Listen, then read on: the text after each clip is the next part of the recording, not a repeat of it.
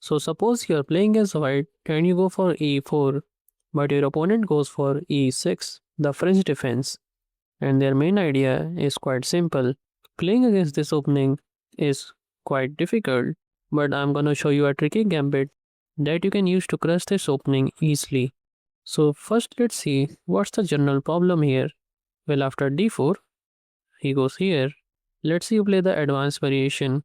Then they immediately strike in the center like this. And now it leads to a very slow game. Instead, we are not going to play anything like that. After he goes d5, here we are going to play this strange move, bishop to e3. This is called the elephant gambit, and this is going to surprise most of your French players. Now here, general responses by black is c5, d takes e4, or something like knight f6. Knight f6 is not that great because you can just push forward, and after he goes back, it is the typical French, you can push this, or you can also go aggressive by playing this. But c3 is quite better.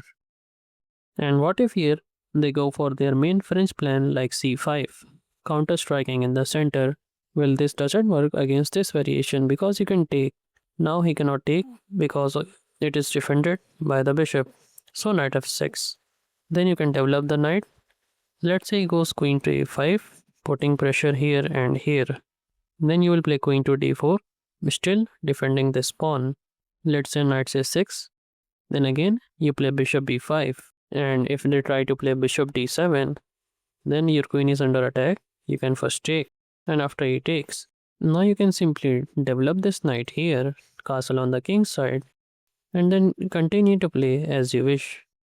But now let's look at a natural response, which is d takes e4. This is what most players will play. Then you play f3. Now you can go knight f6 or e takes f3. These are the two responses. If you go knight f6, then you simply take, and after he takes, you play bishop d3. Now here, if they make a mistake of playing queen to h4 check with the idea after g3, they can just take this pawn with the knight. And if you take, you're going to lose the rook. Well, actually, instead of taking this knight, you have bishop f2, pinning the knight to the queen, and now if he takes the rook, then he loses the queen. Therefore, he might play bishop d6, still defending the knight. Well, actually, you are going to play queen f3. This move is important because you are guarding the rook and ready to take with this pawn. So let's say castle here because he can't do much. You are going to take the knight with the pawn and attack the queen, and after he goes wherever, you are just up by a knight and you are ready to castle on the queen side and launch an attack on this king. This is going to be an easy win for white here. But what if here he doesn't play this check and he plays a simple move knight f6 going back.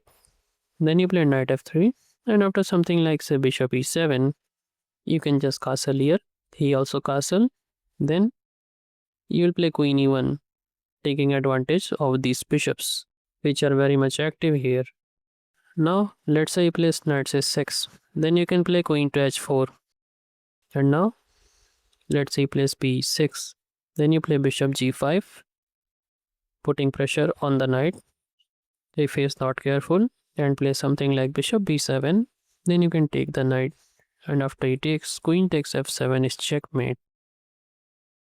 And here, if he goes for something like b6, directly fianchetting this bishop and reserving this move knight b d7 to support the knight in case you come here.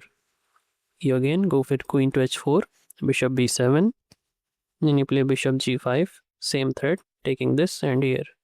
So knight b d7. Well, then you play bishop takes s7 check, and he can't take, otherwise you will take here, forking the queen and the rook. And after he goes somewhere like this, you will take the rook, and after he takes, you are up in exchange and you are winning. Therefore, knight b d7 doesn't work. How about h6, attacking this bishop right away? Then you are going to sacrifice the bishop and open up the king. Now he cannot push, otherwise the rook is gone. So g takes h6. Well, then you will recapture, and after knight b d7, supporting the knight, you will go for knight to g5. Now he doesn't have any move left. So let's say he plays whatever, say c5. Then you give this check, and now again he can't take, otherwise checkmate. So king h8.